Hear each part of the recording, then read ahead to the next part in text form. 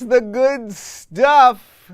And if I'm right, if all of our hard work has paid off, if all of the computer machines and the electronic wires and all of the weirdo gadgets that these two fine gentlemen who are in this room with me right now have been fiddling with all day, if all of that has come together, if that red light that I'm staring into is working, then this is officially the first Rubin Report from my new house in Florida. There is an awful lot to talk about. This is a rare nighttime show for us, but we got the keys at about noon today. It was a mad dash to get in here. It has taken about 2.5, almost 3 weeks extra to actually get in here. I thought we were going to get to Florida.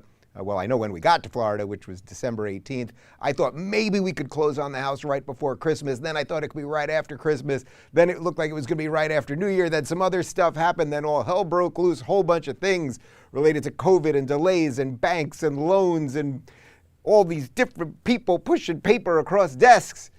But we made it. We are in. We've been busting our butts all day long. And this is my first show from our temporary Florida home studio. So I want to be very clear. As you're looking at the beautiful Florida sunset behind you, sadly, I do not live right on the beach, right on the water, just like that. But we thought we'd give you a nice feel of what it's like to live in Florida in this beautiful time of year. This is the winter. I almost said the summer, but it's the winter. I guess people in Florida are saying, longtime Floridians are saying it's been a little cold the last week. I think it's been absolutely perfect. Every day here for the last month has been absolutely perfect. Like, it's just been absolutely wonderful. By the way, I am drinking Dave's famous Paloma. It's a tequila Paloma. Sometimes people do a gin Paloma. I like the tequila Paloma. I normally wouldn't have my guys drink during work, but I have allowed one Paloma each to Connor and Michael. And we're very excited to be here. It's just been a crazy, crazy month. So you all know I left California. I left California about a month ago, and we fled. I mean, we really did flee. I sold my house so quickly. Like, it was just like, I didn't negotiate. I probably could have got more money. I was just like, I have to leave. This place is collapsing. They're going to come arrest me. The mob is going to show up at my house. I was like, we just got to get out. We got to get out. I don't care how we're getting out. We got to get out. And then we weren't sure when we were going to close on the house here. There were a couple of moving pieces.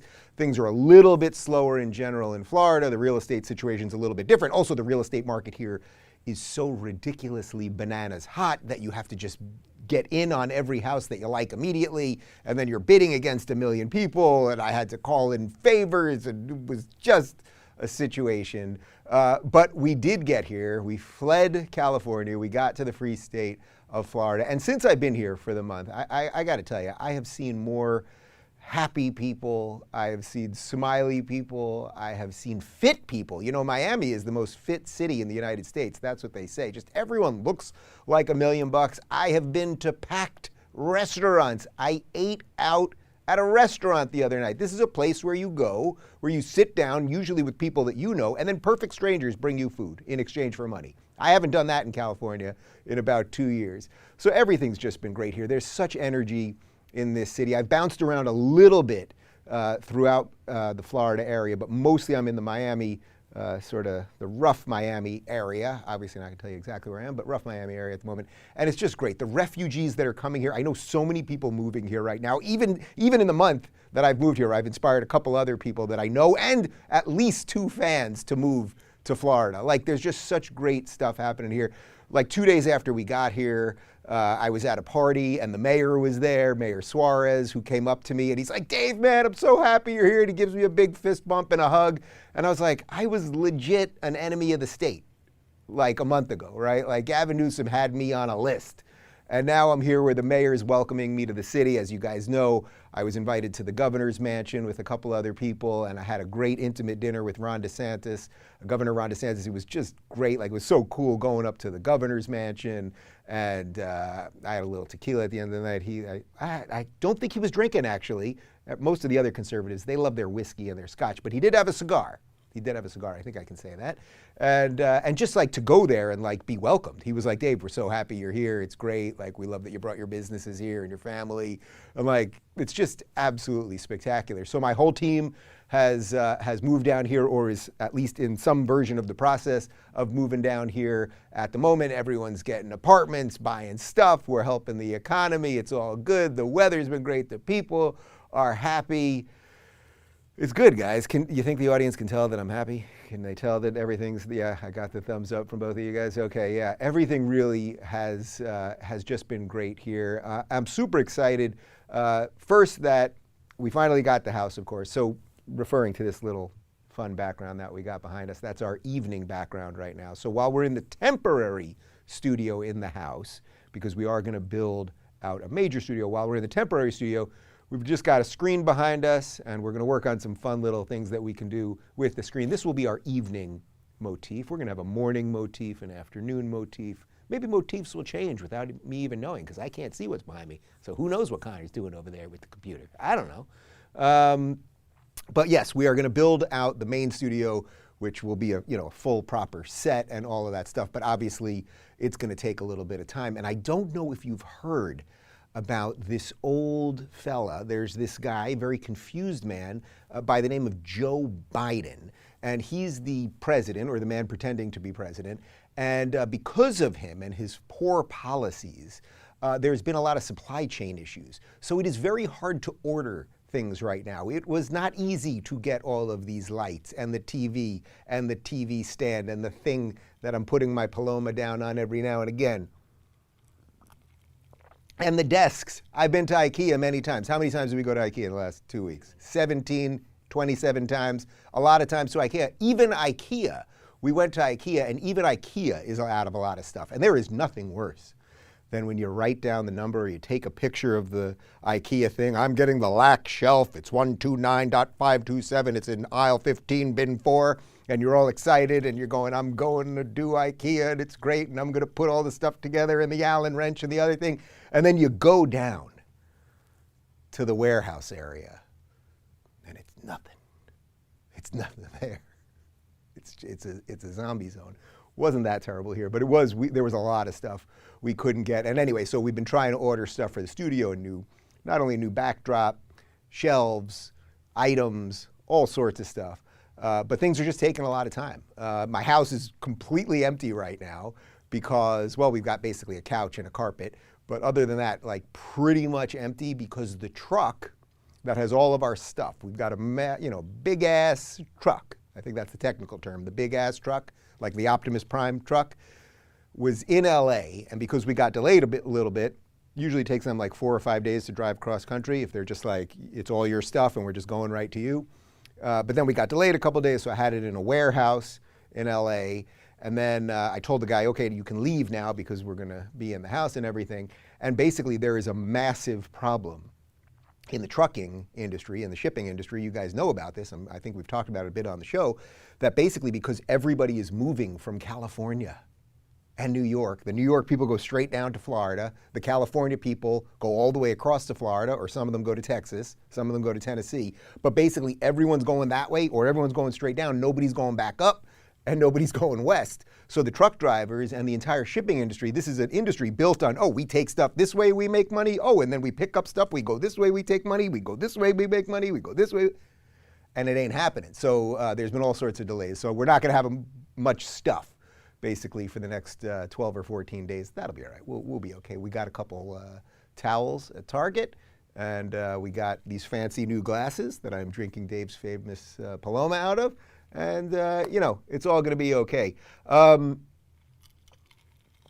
do want to just quickly thank a couple people because this was just like a crazy thing. Like some people in life, I think you just make decisions and then you figure out all the other stuff after, and that's very much how I operate. David fills in all the little details, and that's why we're a great team together. But when I made the decision to leave California, and obviously it had been sort of a year coming, and you all know the story of, roughly a year and a half ago, or even a little bit more at the beginning of lockdown, I'm sitting in my backyard with Michael Knowles from the Daily Wire and his wife and David, and we're sitting there and we're drinking and we're having a good time, and it's a late night, and we're all going, we're going to stay and fight, and we're going to defeat Gavin Newsom. This was before the recall even, but like, we're going to save California. And then literally the next morning, Daily Wire announced they were moving to Nashville and Knowles was gone. But I did decide to stay and fight, obviously, as you know. I think it's worth fighting sometimes. I really do. I think you have to stand your ground. I do believe that good ideas win over time, especially if you're brave enough to put those ideas out there and fight for what you believe in. But you can't win all the time. And sometimes things aren't worth saving. And sometimes if you try to save somebody or something that wants to drag you down with it, well, then that's what's going to happen. And I gave California an extra year of my life. And I'm not going to sit here and tell you that my life was terrible, because it wasn't. I have a great life, like truly blessed life. And I'm around great people, and I'm in a great relationship, and I, make money, and I have great businesses and all of those things. But the place was crumbling. The place was crumbling. The homelessness and the drug use, you guys know all this, and just everything felt wrong, and the people that wanted more lockdowns and more masks, and then there was the recall election, and it was a disaster, and the way the machine, the entire cultural and political machine went after a great man, Larry Elder, a great friend of mine and a great human being, more importantly. The way they called him the black face of white supremacy. And I went and I traveled and I toured with the guy, and we were on stage, and it was amazing crowds, and the recall was just a disaster. So I don't know what to make of that, other than these people just want more. They want more and more rules around them. They want to be told what to do.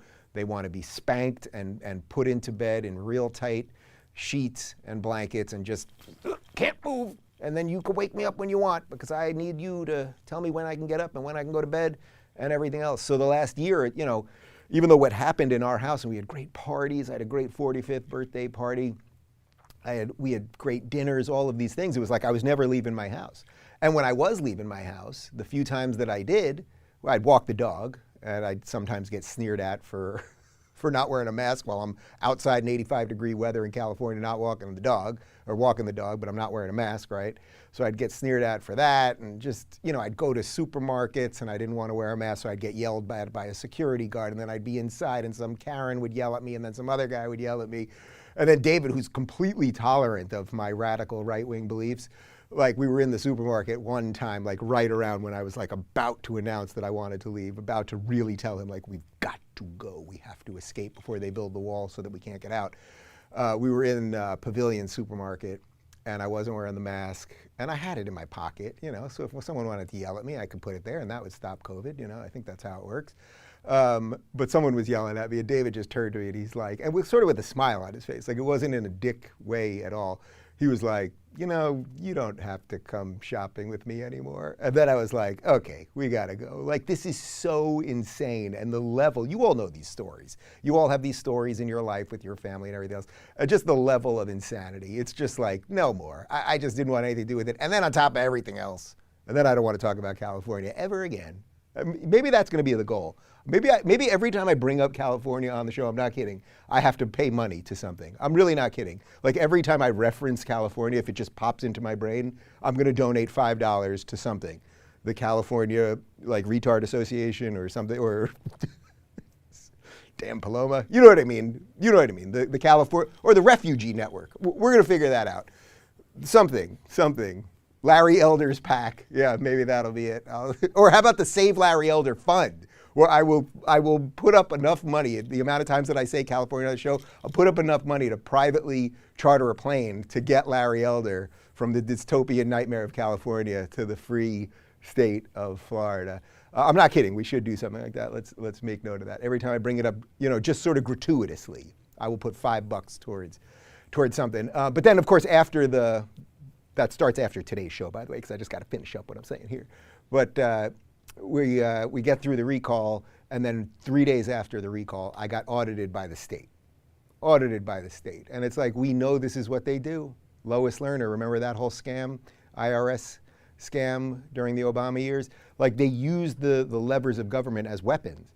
And it's like, maybe it's a coincidence that I got audited after the state after trying to take out Gavin Newsom, but maybe not. And I was just like, okay, that's it. And I have to say, and then we'll move on to Florida, I have to say that when I brought it to my team, I brought it to David, talked to Helen, my whole team, and it was like everybody was like, yeah, let's go. Like it was almost like they were all waiting for me to say it. Like, Dave, what are we all doing here? Like it's time to go, man. And fair to say you're happy here? Fair to say you're happy here? Everybody's happy. Everybody's happy. Everyone looks like $1 million. I think we've all lost a little weight. It's just like everybody's happy. The food, the scene, the restaurants, everything is amazing. So I'm just incredibly appreciative of not only my team who showed up and has busted their butts to build out the studio, to get us back in line, but the people. There are a couple people, I don't even want to mention names because I know they don't want verbal shout outs, but somebody who helped me tremendously yesterday in the midst of like some last minute craziness involving paperwork. You know who you are and you're watching, I hope, and thank you, thank you, thank you. And then to the couple who I hope is watching as well, who hooked us up at their house for the last month so that we didn't have to bounce around hotels. And you just took extraordinary care of us and Clyde. And it ain't easy to have a dog in hotels, and you just let us stay every time I called you. And I was like, I got another sob story. They moved the date again, and I got to stay one more day. And it was like, you're welcome. You're welcome to stay. And you put all that cereal in the closet in the kitchen, and it's amazing. I ate a lot of cereal. They have a lot of cereal in the kitchen, in the closet, and I ate probably 3 boxes of Frosted Mini Wheats. That's not healthy, but I did it nonetheless, okay? It was a stressful month to some degree. I got COVID, nobody cares about that. I got COVID, it was a pleasure. Had that for a couple days, my knees hurt. That was like really, my legs ached for a couple days. It did hit David a little bit harder. We're here in Florida, we got monoclonal treatment real quick. I took a little ivermectin. It didn't turn me into a horse. I've had this penchant for sugar cubes lately, but that's about it. Like it was just fine. Michael got COVID, Connor did not get COVID. So you should be studied, you should be like taken to a science place where the science people are, and they should study you because everyone you know got COVID except for you, very bizarre. But it's just been great here. So anyway, the purpose of tonight, really more than anything else, is I just wanted to say hello to you guys. I really realized in this last month, you know, we did 5 shows last week at Newsmax. Oh, so I do want to thank the folks at Newsmax, particularly my buddy John Bachman, who hooked up the situation, and the staff there was great, and they let us do our thing, and it was just wonderful being there. I loved being in Boca. It was just fun and like just nice to be in another city and see some other people. A lot of old Jews there, so I basically pretended that I was in an episode of Seinfeld at Del Boca Vista the whole time. It was really great. Saw Morty and you know, the whole Helen, the whole thing.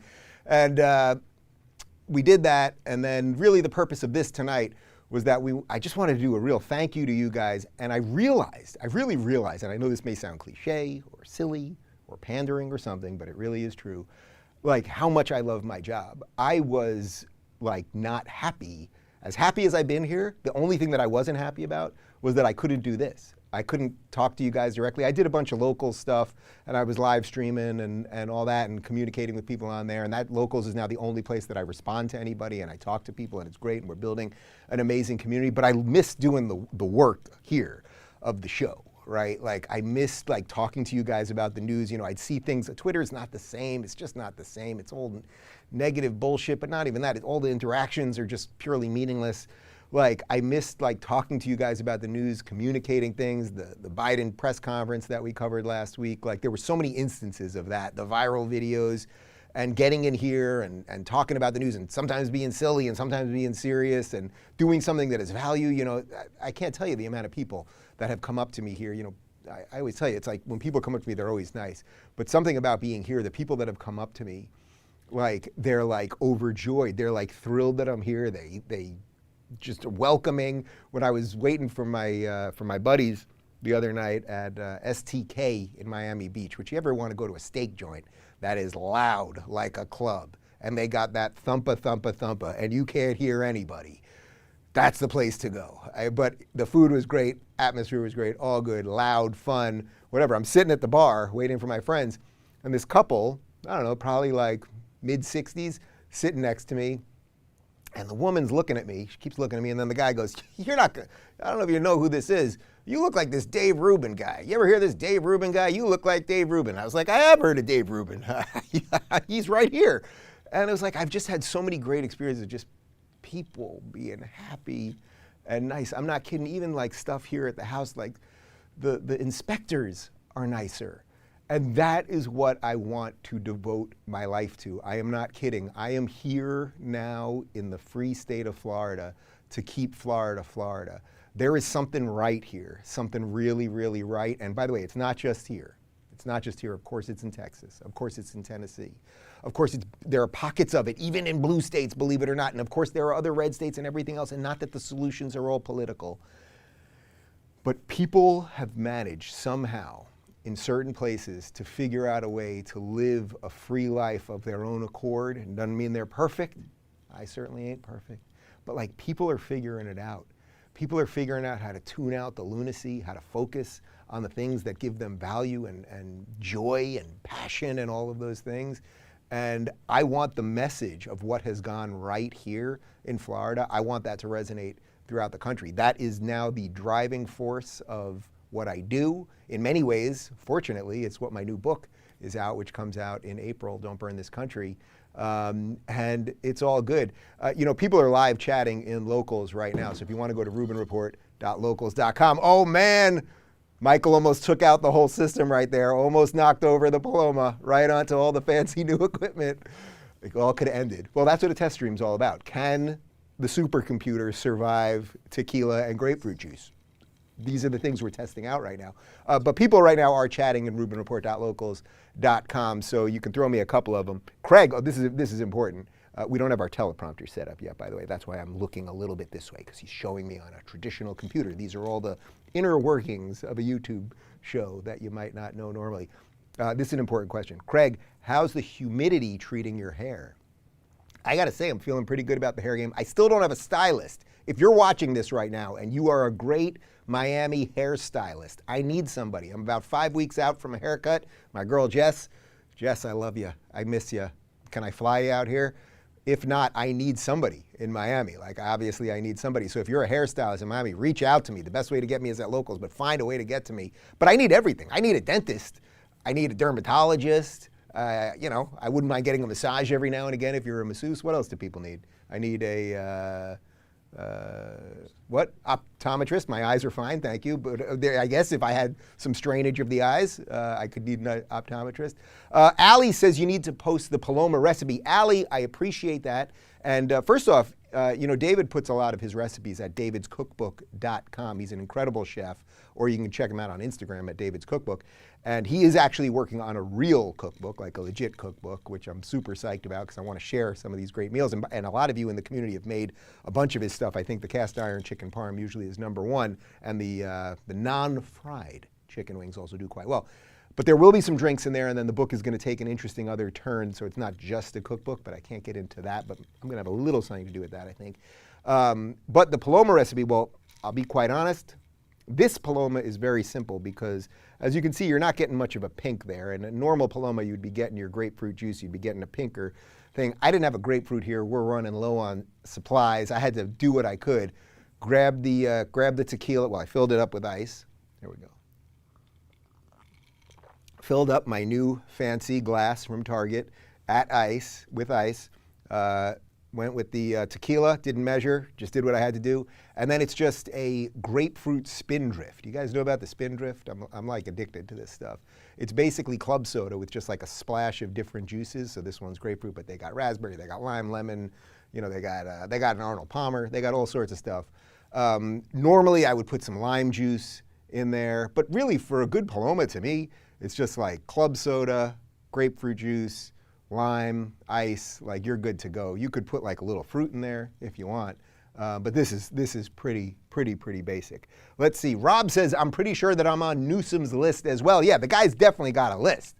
Like, that's what they love. These people love lists. Does that count as me talking about California? He duped me. And I said it's after today anyway. So Richard says, let's go, Brandon. Ain't it the truth, man? And by the way, Michael is here in a Let's Go Brandon shirt. Very exciting, very exciting. How's the stream going, guys? Has anything crashed? We feel good about this? It's all good. So,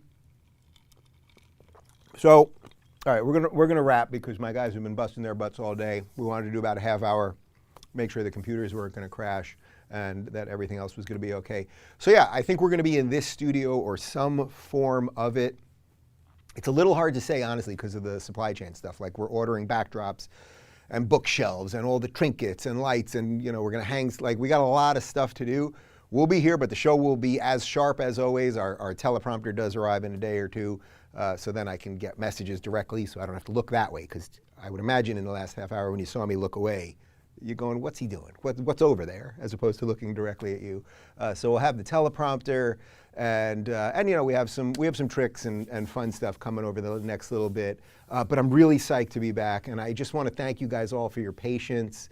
Oh, and very importantly, you do have to note that we are changing the time of the show. We started it last week, but officially, really officially starting tomorrow, because I'm really considering this sort of the new beginning is today. Today's sort of day one of the whole operation. Our new live stream time, every day, Monday, Tuesday, Wednesday, Thursday, and Friday at 11 a.m.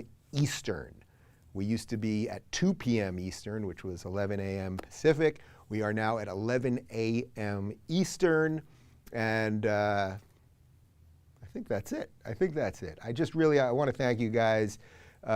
You've helped me build something here that is awesome and growing. Oh, I officially want to welcome Phoenix to the team. Phoenix was our intern, and can I say that he left, can I say the thing? Yeah, he left college to get a job here. He was like, you know what, why am I wasting my time on these Zoom meetings with the masks and the morons? And I was like, you want a job? You got a job, man. I'm paying you. And I think he moves in like in 2 days from now.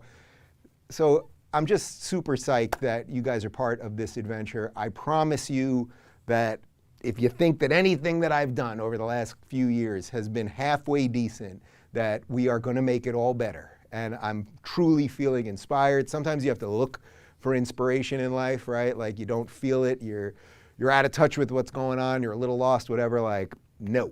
Not for me at the moment. We're going to save Florida, we're going to save America, and then we're going to save the world. I got nothing better to do than save the world. Do you? Let's find out. Adios.